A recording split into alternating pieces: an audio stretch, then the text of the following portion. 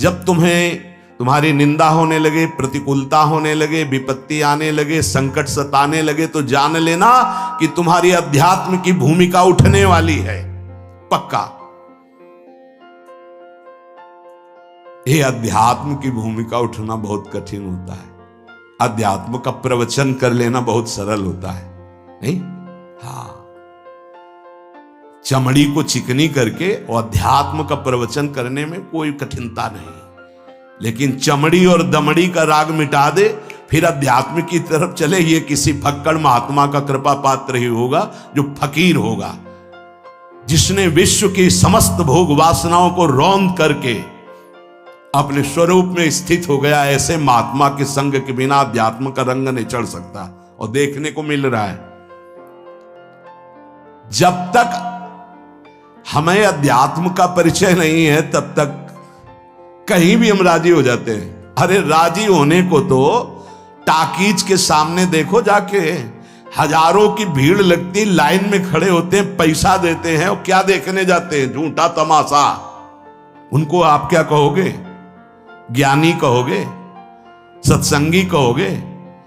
भीड़ का इकट्ठा हो जाना कोई अध्यात्म का चमत्कार नहीं होता। तो अध्यात्म का चमत्कार तो अंतर की वृत्ति का परिवर्तन हो जाना होता है। नहीं तो अगर एक नृत्य करने लगे ना, तो हजारों उसको देखने खड़े हो जाते हैं। फिर 14 संगीत बज रहे हैं, फिर इसके बाद अगर हजारों में बैठे मनोरंजन कर रहे हैं, तो इनका कोई महत्व तो नहीं। अगर एक महात्मा कह देता है कि तुम वास्तविक भगवत मार्ग के पथिक हो, तो धन्य हो गया जीवन। और 1 करोड़ लोग कह दें कि परमार्थ का पथिक है, तो मान्यता नहीं मानी जाएगी। ये अध्यात्म है, अध्यात्म। इसीलिए कह रहे हैं कि सांसारिक पुरुषों की संगोष्ठी में रति न करे। तीसरी, अपनी जब कोई निंदा करे तो उसका भला जरूर मना देना, बुरा मत मना देना, नहीं तो अध्यात्म छूट जाएगा। अपने पास सामर्थ्य होने पर नीचापमानम सुधा, वो नीच है, हम उस पर शासन कर सकते हैं, पर उसके द्वारा किए हुए अपमान को सह गए और अंदर से मनाया, भगवान तुम्हें सुखी रखे, स्वस्थ रहो, और कभी भी हम आपका विरोध नहीं करेंगे। जब अवसर मिले तब फिर हमारी निंदा करना, भगवान तुम्हें स्वस्थ रखे, तुम्हारा कभी अमंगल न हो। ध्यान रखना, अध्यात्म। चौथा, अपने मुख से कभी किसी की निंदा ना करना। निंदा व्यक्तिगत नाम लेकर के की जाती है, सिद्धांत सार्वभौम वर्णन होता है। जैसे यहां हम कह रहे हैं, वो निंदा सिद्धांत के विपरीत आचरण में जो चलते हैं उनकी है। कौन है? नाम नहीं है, रूप नहीं है। सिद्धांत में चलना एक ये मार्ग, सिद्धांत से बिलक चलना ये पाखंड है। पाखंड और दंभ की निंदा होती, और सत्य की कोई निंदा करे तो वो प्रकाशित होता है। सत्य निंदा से ढकता नहीं। जैसे कोहरा थोड़ी देर के लिए सूर्य को ढकने का नाटक कर सकता है, लेकिन सूर्य जब प्रकाशित होगा तो कोहरे की धज्जियां उड़ जाएंगी। 5वां, मान लेने की इच्छा का त्याग करके अपने समीप जो भी आवे, छोटा बड़ा सबको प्यार और मान देना। ये 8 अच्छे उपासक में सब लक्षण पाए जाते हैं। दूसरों को मान देने का स्वभाव रखना, चाहे छोटा बच्चा ही क्यों न हो। ये नहीं कि धनी मानी बड़ा आकर के धन राशि दे रहा है तो उसका सम्मान हो रहा है, और छोटा प्रणाम कर रहा है, उसकी तरफ देखा भी नहीं जा रहा। नहीं, बच्चे से लेकर कोई भी, सबको एक ही प्यार की दृष्टि से देखना, भगवत भाव से देखना। अपने को मान रहित और दूसरों को मान देने का स्वभाव बना देना। 6वां, अपनी इंद्रियों को सदाचार परायण रखना। इंद्रियां ये सदैव व्यभिचार की तरफ भागती हैं। नेत्र व्यभिचार दोष, बार बार दूसरों के प्रति देखना आकर्षणकारी, कैसा भी दोष अंदर का भाव हो, नेत्र दोष। दूसरों की बातें सुनना, श्रवणेंद्रिय दोष। वाणी से दूसरों की चर्चा करना, वाणी, ऐसे हर इंद्रिय अपने व्यभिचार में जाना चाहती है। सदाचार परायण उपासक होता है। कल की बात है, कल चिंतन हो रहा था श्रीमद् भगवत गीता जी का, अगर उपासक में सदाचार इंद्रियों की पवित्रता नहीं है तो ढकोसला के सिवा कुछ नहीं रहेगा। ये अच्छे से समझ लो। इंद्रियों का विलास चल खुला दिखाई देता है, खुला वो एक दृष्टि होती है, उसमें दिखाई देता है। अंतर में ब्रह्म बैठा हुआ शांत मौन है और ये समझ नहीं पा रहा, केवल नाटक पे लगा हुआ है। अपना मन, अपनी इंद्रियां यदि संयम में नहीं है, सदाचार में नहीं है, तो ढकोसला ही है, आडंबर ही है, नाटक ही है। पक्का समझ लीजिए। अगर वो संयमी नहीं है, जितेंद्रीय नहीं है, मनोनिग्रही नहीं, तो अध्यात्म क्या है? क्या प्रवचन हो रहा है? किस बात का प्रवचन हो रहा है? जो अनुभव हुआ उसका हो रहा है, शास्त्र सम्मत हो रहा है। जितेंद्रियता नहीं, इंद्रिय निग्रह नहीं, मनोनिग्रह नहीं। छठवां सदाचार परायण, अर्थात इंद्रिय और मन शास्त्राज्ञा के अनुसार चले।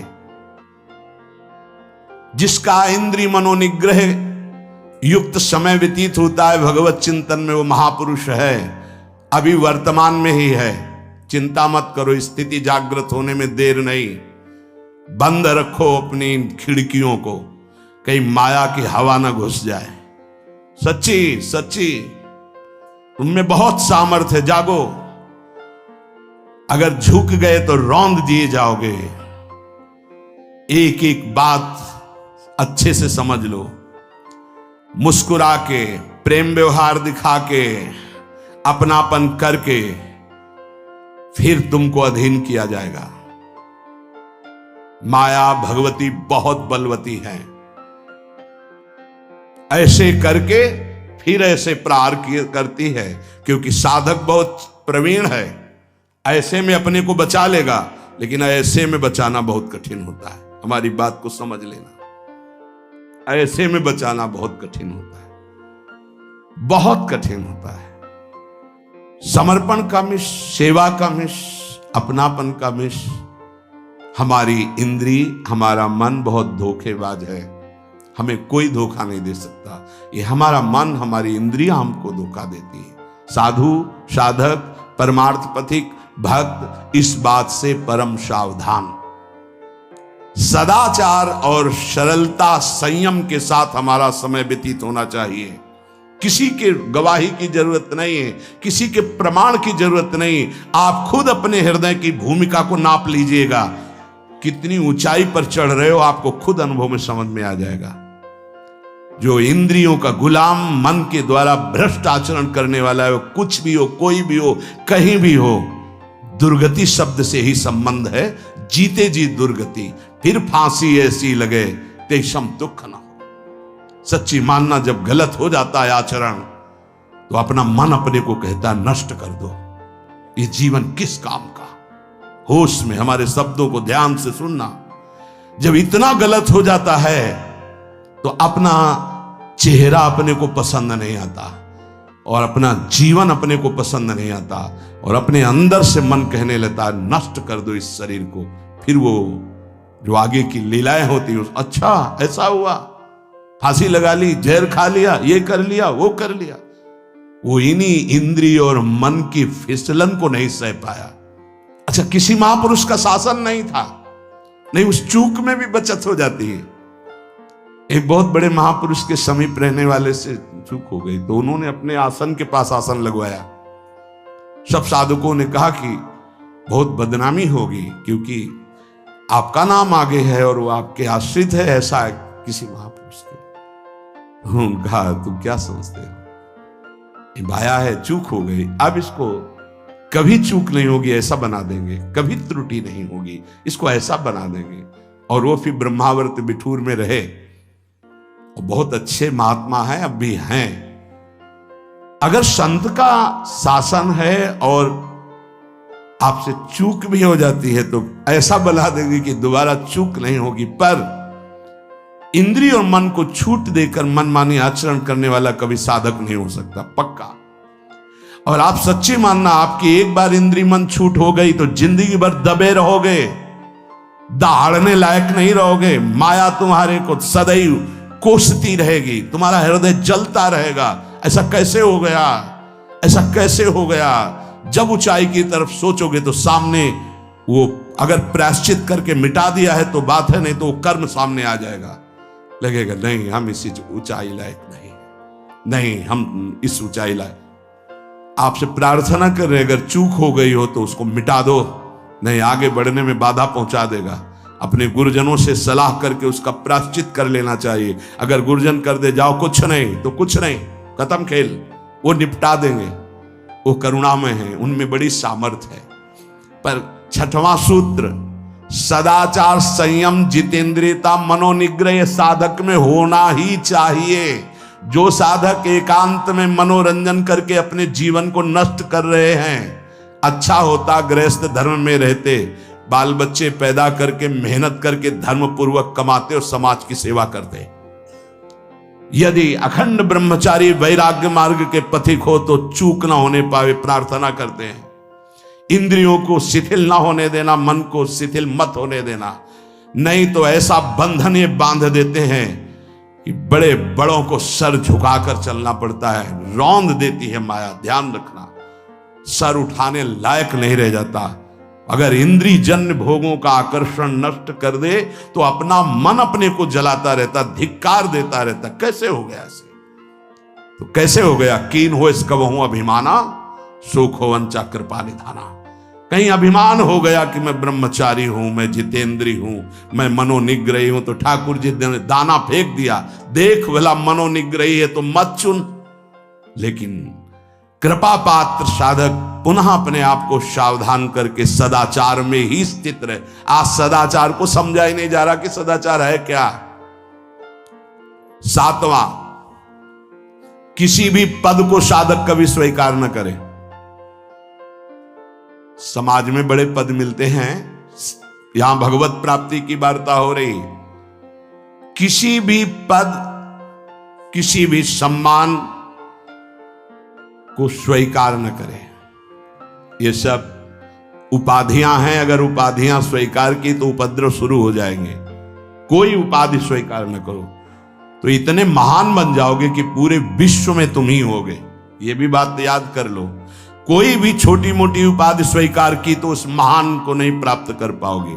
विश्व में तुम ही होगे, या तो ज्ञान में तो एक तुमसे बड़ा कोई है नहीं, और अगर भक्ति में तो तुमसे छोटा कोई नहीं, तो विश्व में तुम ही तो हुए ना। सब बड़े और आप छोटे, विश्व में आप त्रणादपि सुनीचेन, और ज्ञान तो हम ब्रह्मास्मि, सबको समेट लिया अपने में, एक के सिवा दूसरा कोई नहीं।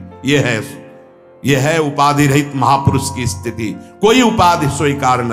अनंत ब्रह्मांडों का महारत्न इंद्र नीलमणि, जहां जहां भक्त मेरा चरण रखे वहां वहां रखूं हाथ, पीछे पीछे मैं फिरूं कभी न छाड़ूं साथ। इससे बड़ा कोई पद होगा? निरपेक्षम मुनिम शांतम निर्वैरम समदर्शनम अनुब्रजाम्य हम नित्यम पूये यत्यंगुरेणु भी। जिसकी चरण रज लेने के लिए परब्रह्म परमात्मा पीछे डोलता है, वो है ये पद। जब कोई पद नहीं स्वीकार करता तो ये पद प्राप्त होता है। इसलिए सातवां, किसी भी उपाधि को, पद को साधक कभी स्वीकार न करे। आप यहां के अमुक बन करके अमुक नहीं, सेवाएं सब हैं पर सेवक हूं, कोई पद नहीं। देख लो बड़े बड़े महापुरुषों को। पूज्यपाद उड़िया बाबा जी ने जब देखा तो दंड का विसर्जन कर दिया कि पद की तरफ एक घसीट रहा है। गंगा जी में महाप्रभु चैतन्य देव ने गंगा जी में जो हमारे परम पद के बीच में आएगा वो सबका प्रवाहित कर देना ही उचित है। बहुत समझना, पूरे जीवन भर याद रखना, यह अध्यात्म है। अध्यात्म कभी कोई भी उपाधि स्वीकार ना करे। तो बहुत जल्दी उपाधियां सामने लिख दी जाती है, तभी कोई वो स्थिति ही नहीं आती। उपाधि हमारे ब्रजमंडल में एक से एक महापुरुष हुए हैं। बाबा प्राण धन रहे हैं, कितने संत महापुरुष, और उनको यहां प्यार से ब्रजवासी जन मेरो बाबा प्रिया प्रीतम के लाडले। कोई उपाधि नहीं, कोई पदवी नहीं, कोई प्रतिष्ठा नहीं। और आठवां,